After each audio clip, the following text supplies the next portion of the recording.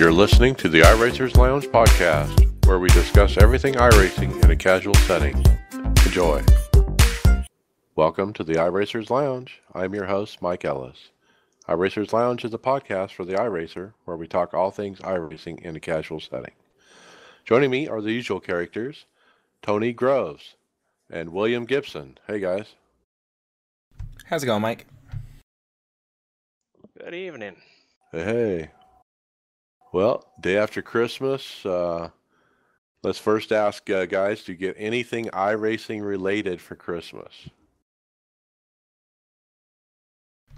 I picked up the IndyCar, Road America, and the Formula One car, so got the wife's permission to do that, so that was my Christmas present from her. Nice. Formula One, holy cow. Yeah, that thing is definitely a beast, and more in-car settings than every other car I've driven combined. Oh yeah, it's crazy. If you don't have a setup, you're better run the fixed. What about you, Tony? Anything for Christmas? Yeah, I guess I was a good boy this year, and my wife got me a new wheel. It's got the G29 wheel. Been playing around with that all day, and wow, what an upgrade from the old Driving Force GT. G29, nice. That's the Logitech main product these days. And what do you think about the force feedback part of it? How's it feeling for you? I really like it. I find this wheel so much smoother than the other one. Much nicer inputs, and the force feedback is it's definitely not as jerky as the GT was. Do you feel like you got the settings right, and for the wheel itself and for the in-sim wheel settings and calibration and all that? Yeah, no, everything seems to actually it was pretty darn easy. It just pretty near set itself up. Now having the shifter beside me, the H pattern, that's a little different, but yeah, a little bit more and I'll be right used to it. Now, do you got buttons on your H pattern? No, it's not like the G27. There's no buttons whatsoever. Yep. I use those. I have the G27 shifter and wheel, and I use those buttons a lot, so it'd be tough to give those up. Well, on the 29, you got so many buttons on the wheel itself, and I built myself a button box, so I've got everything I need. I guess I don't even know the G27, so I can't miss it. Yeah. Well, nice wheel. Good job there. I did not get anything iRacing related. I got Apple earpods, which I absolutely adore. Got a scope for my rifle, so kind of fueling those other needs in my life. But all right, let's get into iRacing, though. Let's talk about that. The NASCAR iRacing series is off on hiatus. Daytona 500 is up next. I just found out earlier today that Talladega is in the A car this week, and I didn't even know it. But now that I know it, I think I'm going to start running it tonight after dinner and see if I can sneak some wins out of these guys. So kind of excited for that tonight. See if I can do something with the Talladega A car. Let's talk road to pro. We did run last week at Darlington, and with the new A car, as we call it. So I'll talk about my race. I raced with Matt Cisna, teammate. Well, let's talk about Matt's race. He did wreck out fairly early. He said the guy up in front was going really, really slow in the corner, and everyone got stacked up, and he basically got wrecked. And it was just kind of one of those deals where somebody in the race was just like, didn't practice and was just way off pace, going through the corner and just kind of killed everybody. My race, P22, was the final result. The bottom line, I suck, is really what I wrote down about it. That's how I felt. I had 13 incidents out of a total of 15 available. I got the Darlington stripe many times, a few different times. Eventually, some guy squeezed me up into the wall, and then I think in the next set of corners, I ended up wrecking. The car must have been damaged or something.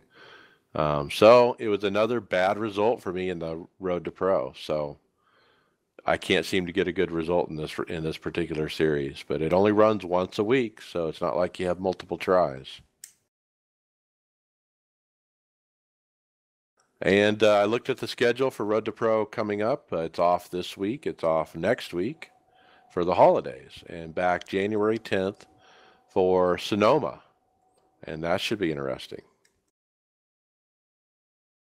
Yeah, I've been looking forward to this week for a while. I've been busy at work missing these last few, but Sonoma, I'm glad that's gonna be my first one back. I'm excited for it.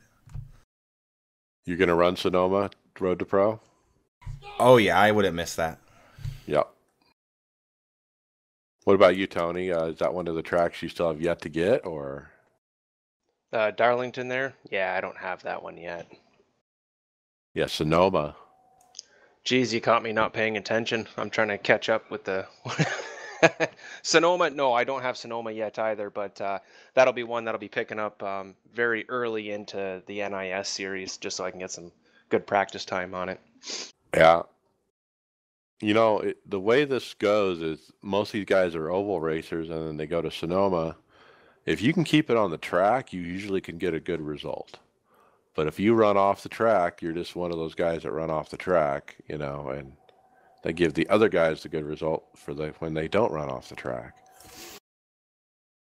Yeah, when we hit Watkins Glen last year, that was my first road race with the A car, and I followed that there. I just, took it slow. I certainly not fast at all, but I did end up finishing up with a really decent finish. So I think I'll employ the same strategy with Sonoma. Yeah.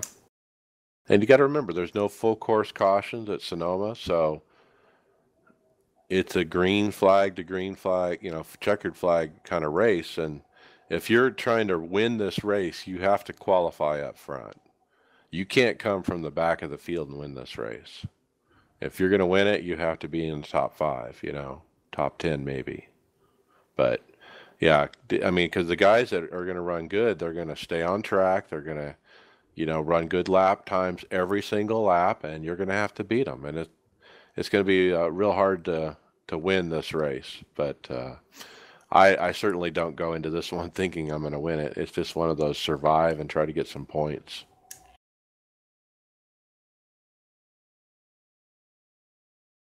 All right.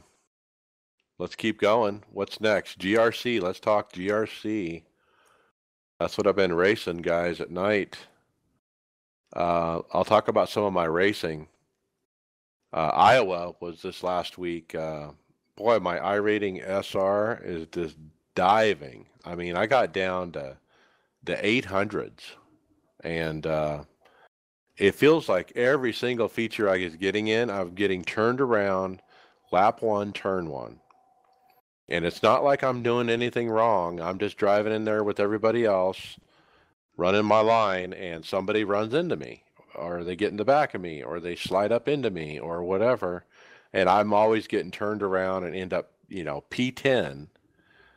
And I usually go on to finish maybe P5, roughly, on average. And I do come back and collect some spots, but it seems like every single time I'm getting nailed. And so that's the way it was at Iowa. Now, I did run the GRC Rookie Series, which I guess I'm allowed to do, obviously, and I'm a C license, but it allows me to run it. It was Daytona Rookie. I got a pole. I led every single lap, and I won the race. And so I put up a picture of that on our Facebook page. And that's my first win in GRC, guys. Finally cutting through and getting that first win. Now I want to win in the other series, not the non-rookie series, obviously. And I've been working at that, and I've gotten as high as second and third and so forth. IRP is this week, or Lucas Oil Raceway. Much better track for me, and my iRating and SR have been climbing since I've been running this. Yesterday it climbed quite a bit because I had some really good runs. And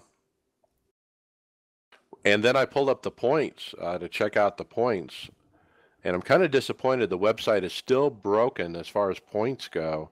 Like, you can't see them on the website. You have to open up an Excel. You have to download a CSV file and open it in Excel and search your name and so forth.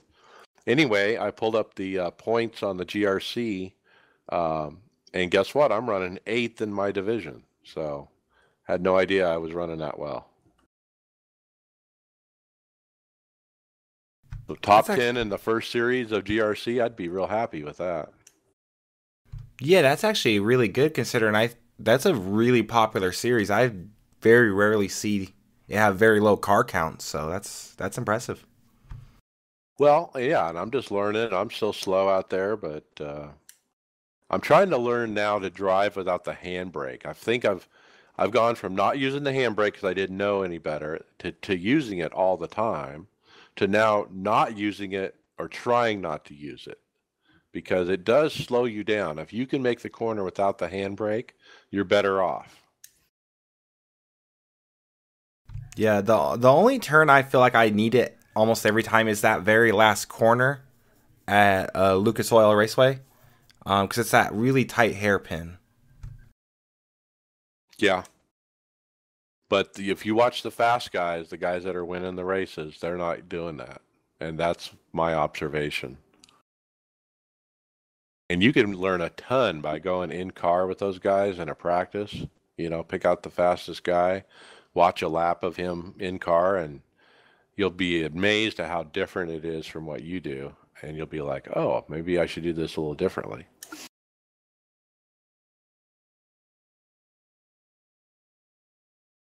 Well, anyway, I'm enjoying Global Rallycross, as I call it, GRC. Pleasantly surprised at how much fun I'm having with this and how much more time I'm spending on the sim than I was previously. So kudos, iRacing. It's really fun to race these cars. Now, Tony, I tried to get you hooked up here with me on this the other day, and you played game and you ran a couple races, but man, you were just, I think you felt like you were out of your element a little bit. I don't think you were ready. Oh, no, definitely not. I was totally out of my element. I completely sucked. I don't think there's a wall that I didn't hit at that Daytona track. I was friggin' terrible. I got to do more of it. That's it. That's plain and simple. I just got to do more. Yeah, and don't worry about, iRating and SR, because you're at the bottom anyway. You're already at the bottom. So, just don't be afraid to try it. That's what I'm getting at. And I'm telling our listeners, get out there and run it, guys. This isn't affecting your regular license, and just get it. Now, I hit everything in sight too when I first started. I was hitting every wall and rolling the car and all this, but I still ran the races and I still learned. And now I can get that car around the track, without wrecking pretty much. And I'm pretty quick. I'm not quick like everybody, like the good guys, but I can, certainly qualify mid-pack or so. And occasionally I can get a pole, and I did get one just the other day. Yeah, and that's exactly how you do it, right? It's just like everything else in iRacing. It just takes seat time. Dedicate a little bit of seat time, and you're going to start doing good, and you're going to start getting those poles and podium finishes and wins like you've gotten this week. Yeah, and ghosting is a great tool for that. Now, part of the challenge is we were hoping you were going to ghost me in the regular GRC series, but you couldn't, right? Because you're still a rookie, is that right? No, actually, I would have been able to, but I don't have. Oh, you I didn't don't. have the I don't have the track. track. Right. Yeah. Okay. Yeah, it was Iowa. That's right. Well, yeah, I'm real happy with GRC. I just been like a pig in mud with it. It's been good. So kudos. All right, let's get into topics. Tony, you want to take the first one? Yeah, it's a forum topic. These guys were wondering about Le Mans because it's set up in August, and um, well, a very quick answer is they got a build coming up in June, and they wanted to distance it uh, from that build. And I am imagining that's going to be the day to night transitions and give it a little time to work some bugs out.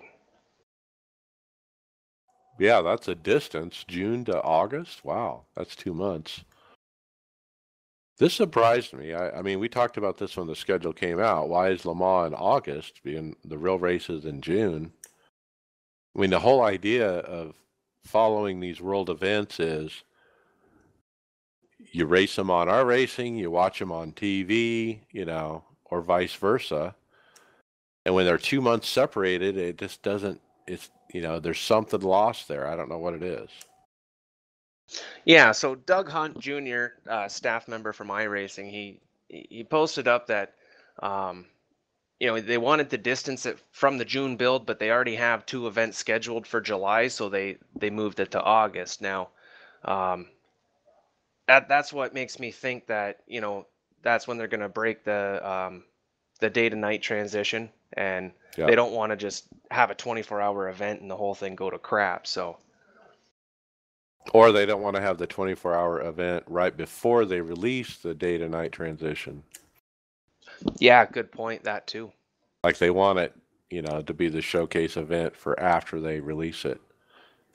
So they're buying themselves some extra time by moving it to August, because there obviously will be problems if the major release is June is what they're targeting, for day night, transition to come out. That gives them 2 months to do hot fixes to get it fixed and right for Le Mans, which would be in August. So it kind of makes sense. Yeah, I mean, you could. I think it's a fairly decent trade-off if that's the thinking. Anyways, you could have Le Mans in June and not have the day-night transition, or have it severe, possibly broken, needing some hot fixes and some patches, or just wait a couple months and have it right. I was wondering if they were actually going to have any more car launches as well, because I know they talked about I think it was the Porsche and the Audi, I think the LMP1 cars. With those plus day to night, that would be the coolest 24 hours Le Mans I think the Sims ever had. I think they're in the data acquisition phase on those cars.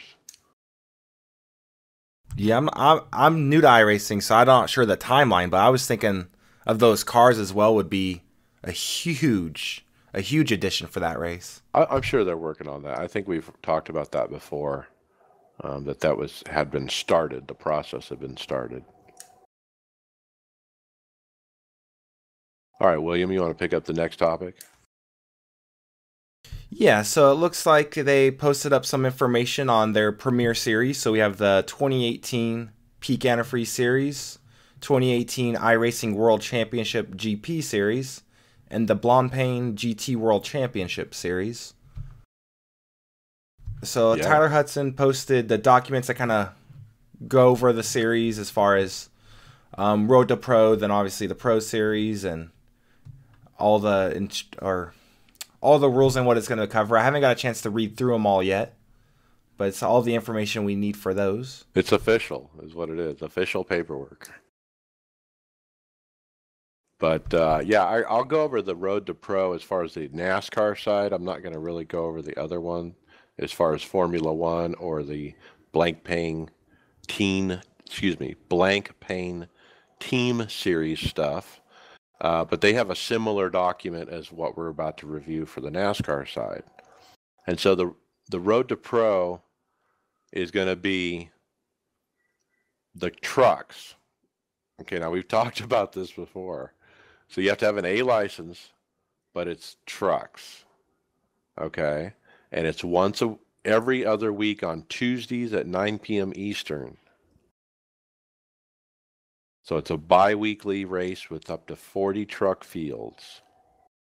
Qualifying is attached to the race session.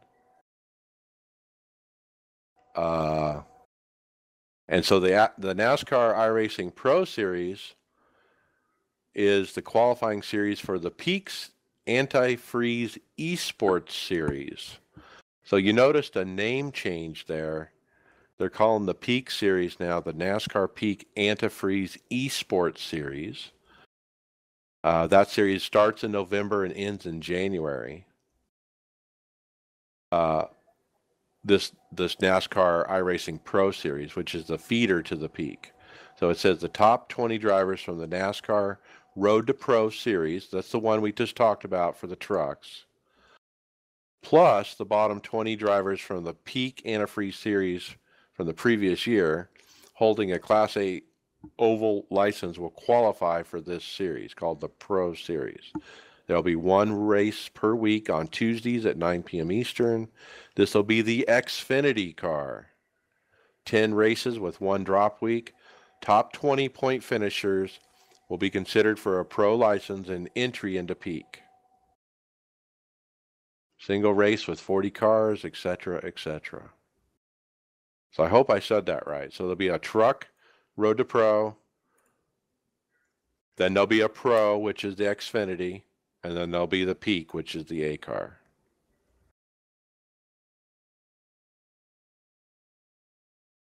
Crazy, huh? I like it. I think it's well, I mean, heck, we want to mimic NASCAR the best we can, and well, we're even one step closer to doing that. It's it'll keep things interesting. I'm looking forward to checking all that out when it happens. Yeah, I think obviously I think it's a great idea having that transition.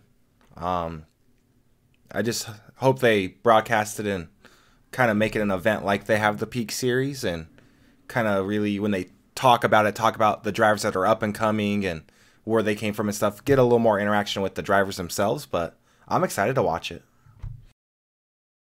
It doesn't really say when this truck series starts, but it'll be called Road to Pro. 15 to 17 races with 2 drop weeks. And I think the thing to think about is the Road to Pro and the Pro, the Xfinity and the truck, that's for everybody. Anybody with an A license can compete, okay? And so they're going to have splits based on iRating. But once you get, so you can run that all you want, and then there's the Peak Series, which is the A car, but it's this one race of 40 people. There's no splits for that. So let's make that distinction, is this series will lead to the top 40 best guys in iRacing, and they get to go race the A car. Nobody else gets to race the A car in this scenario. So one thing I'm kind of looking at is it's saying it's 15 to 17 weeks with every 2 weeks. That kind of runs in line with the Cup Series schedule. That's 30 weeks, yeah. I assume that's going to go throughout the year. And then if you look, because it says the Pro Series will be the bottom 20 from the Peak Series and the top 20 from the Road to Pro. And that looks like it's going to go on between November to January, which would then get you in line to run the Peak Series for that next year. Yeah. So I think if they do this year in and year out, you're going to have to spend 1 year in the trucks, the winners in the Xfinity car, and then if you make it to the next year of Peak, or you go back to the trucks the next year. So it looks like this is something that would go throughout the whole year instead of having the Pro Series like we have it right now, where everybody gets in. Well, and this is a distinct, different thing from the NIS. Okay, NIS is the one that follows the NASCAR schedule, and it runs on Wednesdays, Thursdays, Fridays, Saturday, and Sunday, basically. And you can pick when you run, or you can run multiple events. There's about 6 starts available for NIS. And I kind of like this because this is on Tuesday nights, and that is a dead night for NIS. So will we run this as a team? Hell yes, we're going to run this. Me and my team are going to run this Road to Pro and the Pro Series. Why not? You know, let's run on Tuesday nights. Let's run the truck. Let's run that Xfinity car. You know, why shouldn't we? Well, it looks like from the way I'm reading it, Mike, is you have to be in the top 20 of points to race the Xfinity car in the wintertime. Oh, I see. So it's something that will go year in and year out. So you have the NASCAR season will run the Peak Series and the Road to Pro, with the Pro Series in the Xfinity car during the off season in the winter. Yep. So everyone runs the trucks, but you have to be promoted to go to Xfinity. Yeah, so you get promoted or demoted back to Xfinity depending on how you did in the Peak Series. So not only will we have the Peak Championship to watch, we'll have to watch that 20th spot cut line, because you want to finish top 20 in the Peak Series, or you're going to have to spend your next winter in the Xfinity car. Well, I was concerned about, is this going to take away from NIS? Is it going to take drivers from NIS and they won't run NIS because they'll run this? I think the answer is no, because it is a once a week thing on Tuesdays, and which doesn't interfere with the NIS schedule. So I think that I hope that all the NIS drivers will run these series, and why not? Let's race on Tuesdays too. Yeah, I'm actually excited for this series now that I've read through it like 3 times now as we've talked, and I think I don't think I have any chance of making it to the Xfinity car, but it No, would but be you fun might to as be in well those run it. races. Yeah. Yeah. Yeah, I mean that's the thing. I mean that's the thing about iRacing is you want to be where the numbers are, how many people are racing, and Yeah, and I find the trucks fun to drive, so the fact that this is an A license, you don't have the C license drivers in there, and you have people really pushing to get to that next level, I think it will be a really competitive series. yep, yeah, pretty cool. I guess I'll run trucks on Tuesdays when this starts up. Doesn't really say when, but I imagine Daytona would probably be the presumption, right? Yeah, that would be I mean, that's would be a great place to start. And in fact, I think the trucks run Daytona nighttime right out the gate, so that would be a fun way to start the season off. Yeah, and I hope they also follow the NASCAR schedule. So I would love to, if they're following the regular NIS schedule, you're at the same track, and you're not having to deal with 2 tracks in a given week. So we'll have to see. I don't think we have that kind of detail yet, but check that out. All right, I'll take next topic here. Uh, this is in reference to one we talked about previous week. It was called Street Stock Garbage. Anyway, there's some more information on this post, and basically Tyler Hudson said the tire compound change was a huge step in correcting bad behavior, as well as other things. I think this car could potentially become one of the most popular dirt cars. So he's talking about the upcoming changes to the street stock dirt car. They're actually working on them in beta, I understand, and are going to release them as a hot fix or a hot release here early to mid-January, is what I understand. So anyway, I'm excited about this. I want to get back to dirt oval. I'm going to wait for this fix to go through on the street stock, and then that's where I'm going to start. And I'm going to try to run that until I get a win, and I'm going to try to move up from there. Probably, I keep thinking I'm going to go to the midget car, the new, wingless sprint thing. Yeah, that midget car is gonna be a lot different than the street stock for sure. Yeah, But so yeah, both but are definitely fun. I want to work my way up to it. So I'm excited for these changes on the street stock, and we'll see how it goes. All right, Tony, what's next?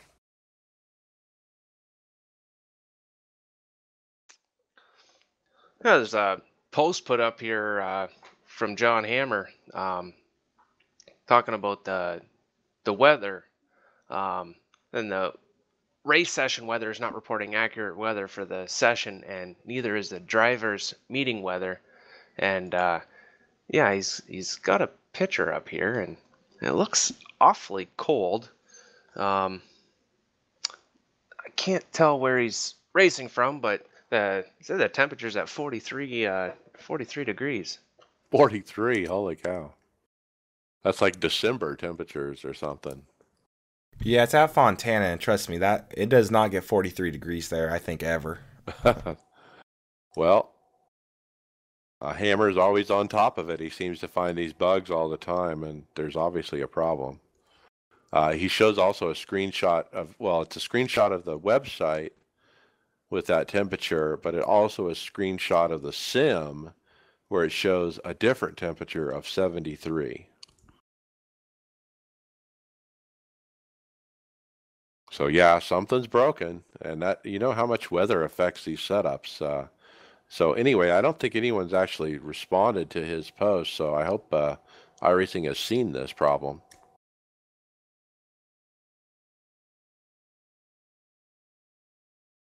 All right, what do you got next, William? So it looks like John Hammer here found another bug where a tire is halfway through the track in pit lane. So it looks like middle of the pit box, a tire rendered right underneath where the car should pit. Just there halfway. So last week we questioned where those tires went. I think we now know. But it said he's happening at every track.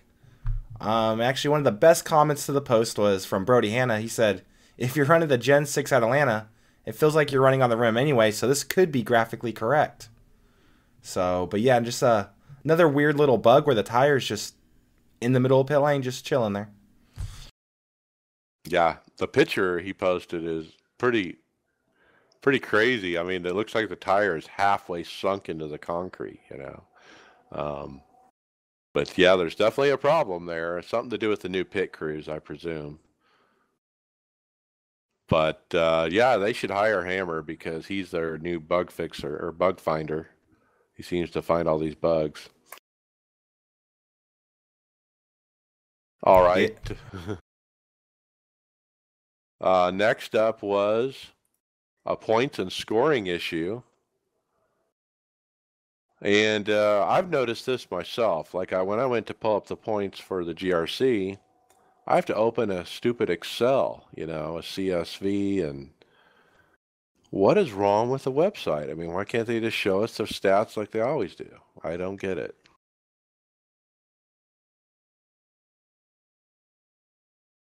So they know that there's a problem. They did post a forum post, Tyler Hudson did anyway, that, hey, we acknowledge there's a problem. We're working it out, etc., etc. Yeah, I do a lot of time trials during the week just to relax, kind of bump my safety rating a tiny bit, and I usually like to hop on there and check those out, but it's such a pain to see where you rank because of it. Yeah. And I'm pretty good with Excel, and I can, you know, hit Control F and find my name and whatnot, but it's just inconvenient, you know. Yeah, pretty soon it's going to be you'll have to go to the new UI to see where you're at. All right, Tony, what's next? Well, another bug to so to speak on the forums. The forum the post title was awesome. Holy netcode Batman, and um, Jeremiah Smith, he posted up a video of, yeah, definitely the worst netcode I've ever seen. They're driving down a straightaway, and I'm not sure what, it's a road track, and all of a sudden, just two cars just both get lifted up in the air. The one gets flipped upside down, and the other one landed on its wheels, but just it happened out of nowhere. Like there was, those pistons they use in movies to launch a car. That's exactly what it looks like, just out of nowhere. Yeah, this is Monza down the backstretch, and they're just kind of running like double file under caution. It almost appears, and what are they, like 8 feet apart or something? I mean, I mean, they're not even close in any way, shape, or form. Yeah, it looks like the first car hits the guardrail, but then it launches that second car as if you hit him, but he is more than at least 2 car lengths away, so you could tell something was definitely going on with that netcode there because it looks like the first car hits the guardrail and then it just launches car 2 for no reason. Right. It's as if he hit it, but he was actually several feet away from it. Yeah, that's probably the worst netcode I've ever seen. And I think the title is very fitting, Tony. Holy netcode, Batman. Yes, yeah, absolutely, very fitting. All right, Will, what do you got next? So iRacer Max Porter posted up a question in the forum, and should we add more short tracks, yes or no? And he posted a picture of a short track and went about the history of it that they could add to iRacing, and we have 54% said no and 46% said yes. So I was actually a little surprised that the no's outweighed the yes for new content. But yeah, so it looks like Right. people Why aren't would really you vote hungry. no? I don't get it. The only thing I could think of is just lack of participation. I've been wanting to pick up the Silver Crown car for a while, which they typically run on shorter tracks, but there's really no participation. So I feel like with dirt, rallycross, a lot of that participation has shifted. Yeah. Do they need all that? Yeah. So he's talking about adding, asphalt short tracks that we don't currently have, like Greenville Pickens Speedway, which we used to run the Xfinity cars there. Or other people suggested other tracks like Salem and Winchester, or Nashville Fairgrounds, and so forth. So I don't know. It would be nice, I think, to eventually add those tracks. I don't think the answer would be no from me. But do we need them? Probably not. Like you said, we're already spread too thin. Yeah, I personally would like to do more short track racing, but between like my commits I have in life and everything, I don't have time. And just another series to run just is tough for sure. But I always say more content the better, but if no one's using it, why spend the effort into it? All right, next up, Red Bull Global Rallycross.com, another Friday feature on iRacing on their website, which gets tons of traffic, guys. And this time they posted up Twitter screenshots of people's paint jobs of their Global Rallycross cars. And some pretty nice looking paints were featured here on their website from some of the various iRacers. They put up 3 really nice ones. They look pretty good. I'm happy with the paint I'm running. I posted it on Facebook recently. It's got my name in big, big letters across the side. I think, Will, you hooked me up with that, right? Yeah, I try to make one for everyone in the team. I'm trying to work on a couple more right now. I'm gonna try to get an iRacers Lounge rally car out there, but yeah, these are some really nice graphics, better than anything I could paint. Um, but yeah, no, these are definitely nice, and I'm gonna try to. I need to up my paint game now. Yeah. And you can tell that these guys, if you look closely at the paints and the design of them, you can tell that these guys are, obviously the top-notch painters, probably on Trading Paints. Who knows? But pretty cool looking paint jobs. And it's cool to see that Global Rallycross is still, fully promoting this iRacing stuff. So kudos there. All right, what happened next, Tony? Well, yeah, another glitch. Big post, everything dirt is gone. Um, and yeah, kind of hard to really explain on my quick read through here, but they were trying to find dirt races and stuff, and there just was nothing there. Um, I scrolled down and found that they think they've fixed it, but once again, John Hammer, he was all over it and trying to point them in the right directions and stuff. And he seems to have been helping anyhow. The They said for the most part it'd been fixed, but yeah, I guess there still is a couple of issues that need to be resolved yet. But I was running this the other day and I didn't have any issues. Yeah. So it was the 21st, and it was like dirt didn't exist. You look on the website and it was just gone.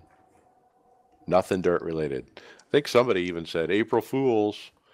This is the real April Fools. They take it away after they release GRC. But yeah, apparently you could get in if you use the new beta UI. So some people were doing that. But I think eventually they obviously fixed this because I know it's been working since. So I think it was just for one day that it was down. But yeah, a lot of people were complaining and whatnot and trying different things, different browsers, clear your cache, you know, all that kind of stuff. But I wasn't trying to race that day, so I didn't get affected by it. Yeah, I completely missed this happening, so it was a quick fix, it sounds like. All right, Will, what's next?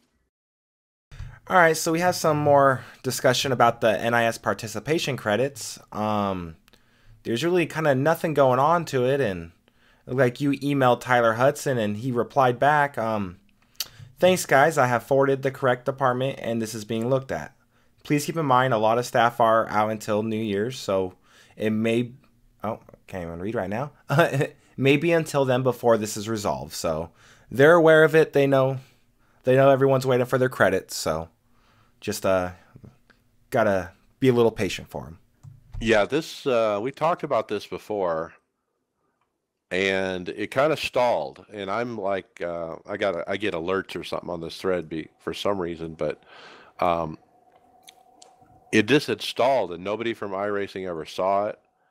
And so I decided to take action. So I emailed Mr. Tyler Hudson with a link to this particular post and just said, hey, can you take a look at this? And that's all I said. And sure enough, good guy he is, he actually emailed me back and told me he would absolutely take care of it. And he posted on the forum itself and said something along those lines that he has asked the right person about it. But what it is at some point, somebody from iRacing, I think it was Tony Gardner, said participation credits can be earned in the NIS series by competing in 30 out of the 36 race weeks. And so that means we should be due some iRacing credits if that's the case. And so I'm just trying to make that happen. If I can make that happen and I can get a few credits so I can buy a car, I'm happy to do that. So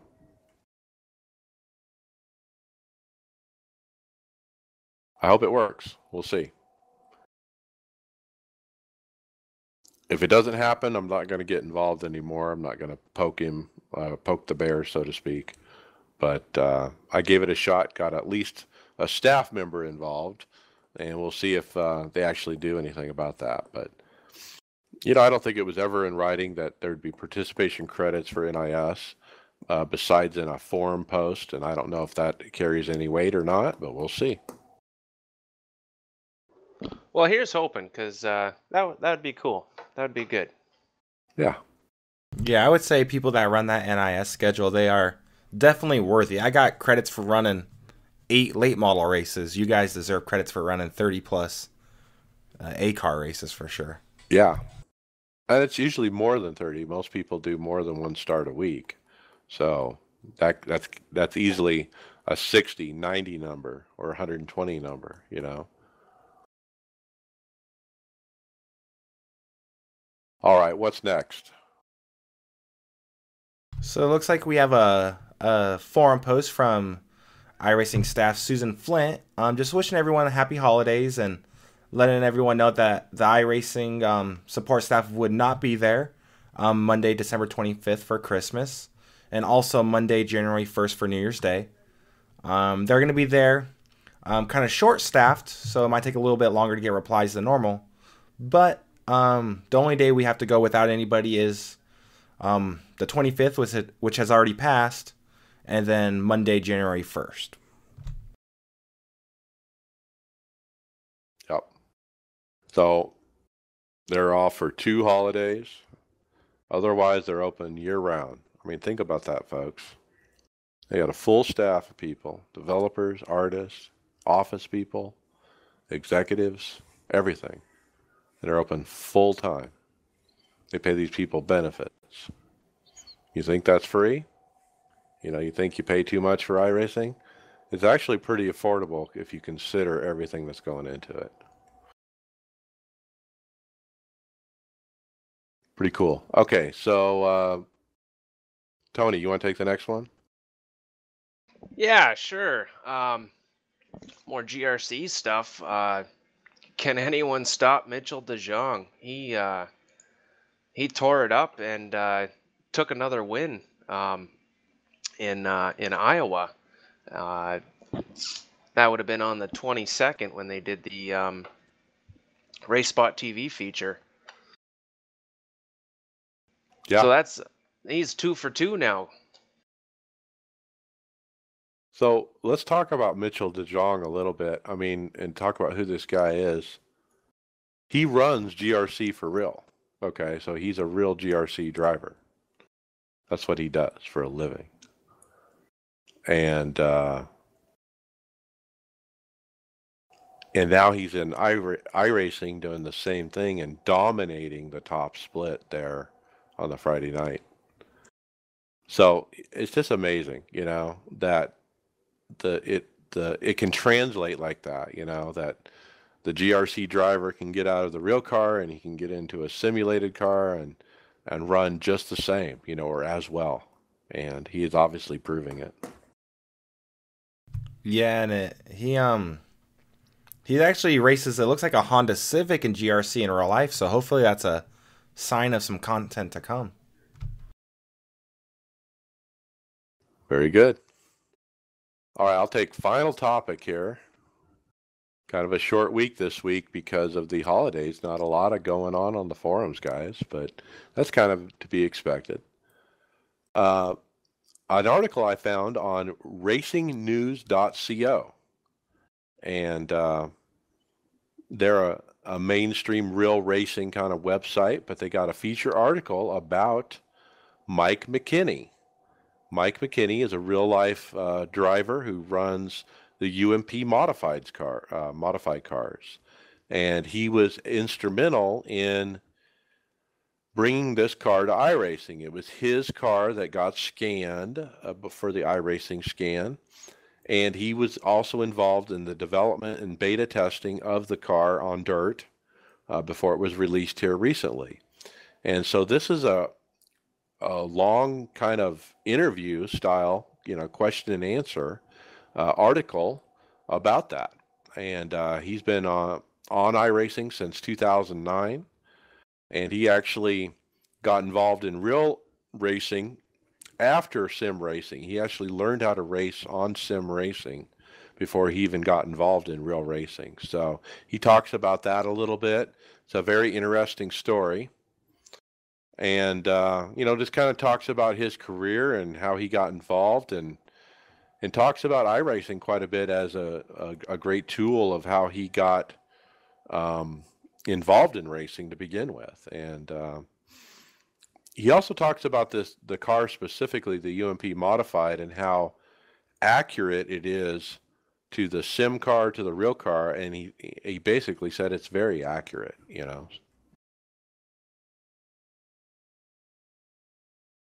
So pretty cool. Mike McKinney. I didn't really know his name till I read the article here, but if you're into UMP modified, you probably have heard of him.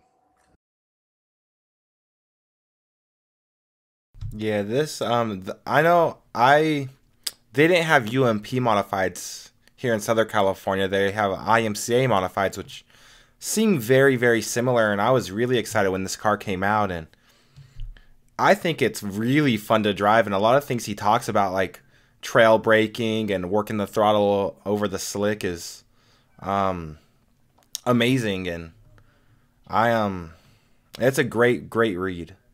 Yep. Yeah, he talks about trail braking's important in this car, which is a nice little tip for sure.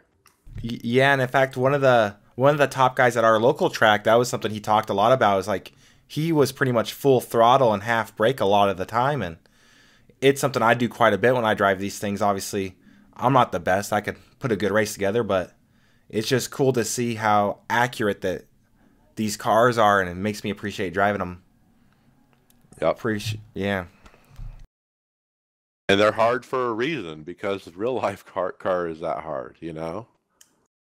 Yeah, these cars have a ton of power and just really bad tires, so it's really easy to spin your tires, and you're always searching for grip. So yeah, the idea is not to spin the tire, right? yeah, no, it's a really, like, no matter what size motor you have, everybody has the same tire in these things, and it's hard and slick, and you're not really getting any grip from that tire. So the suspension just pushes down in the ground, which is why they look like they're so jacked up in the sim, and that's accurate to real life, and it's cool to see that they put this much effort into it. Yep. Yeah, very cool. So check that out. You can find that article at racingnews.co. All right, with that, we'll get into final thoughts. Tony Groves, what do you got?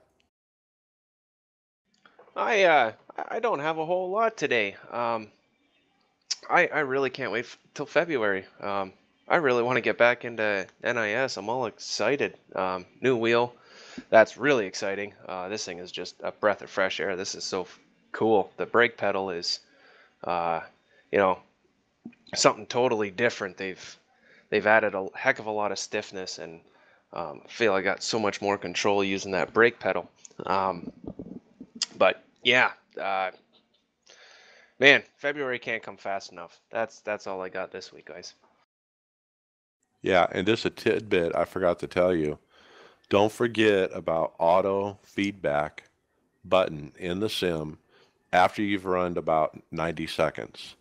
And you should go and click that each and every time you change tracks and or cars, because you run a couple laps, it determines what the proper force feedback is for that car and track combination. And if you push that button, it will change it to that appropriate number. And you'll be surprised at the variance that number will be from one car to another. So I think a lot of people forget about it. I forget about it still, but it really needs to be a habit if you want it to be correct.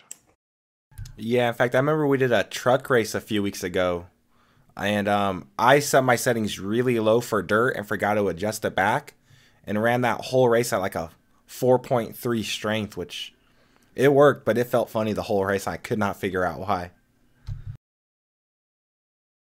Yeah, so get that into your routine with your new wheel, and you'll love it. All right, William Gibson, final thought. I'm just excited for the holidays to be winding down. I could kind of get back on the sim a little more often. I have a couple small side projects I've been working on for the podcast and the team that I'm hopefully gonna be able to put a little more time into. And yeah, no, I'm just excited for holidays to be over. So time to get ready to do some more racing. Yep. All right, cool. I have several things. We're still working on our 24-hour schedule and roster for the 24 hours of Daytona. David Flowers is leading that effort. I still think he needs drivers, even though he might think he has enough.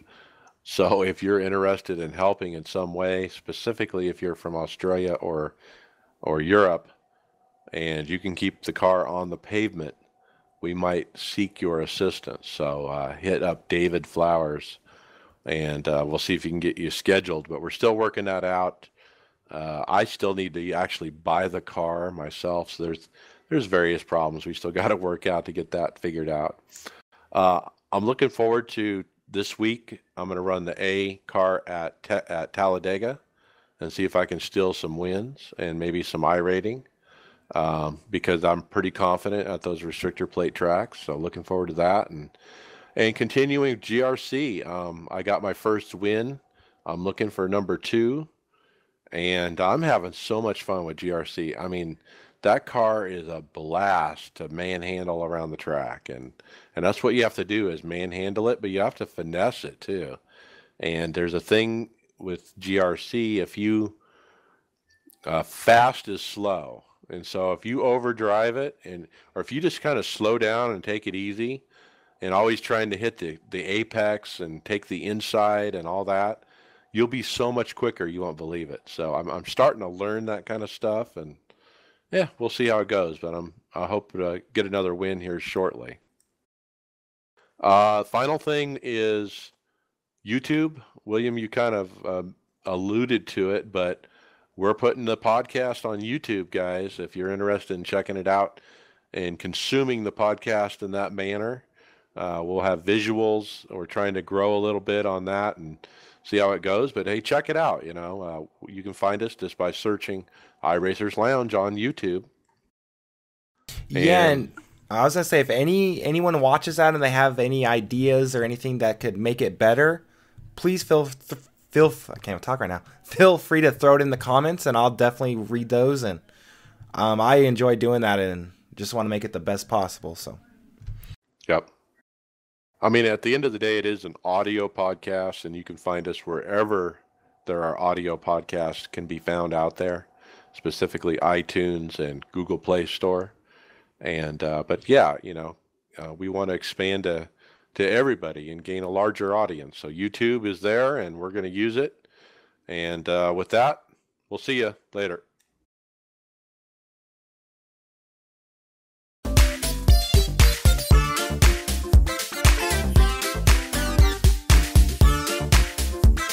Thank you for listening to the iRacers Lounge podcast. Make sure to go subscribe to us on iTunes, SoundCloud, or Google Play, Facebook, and Twitter. See you on the track.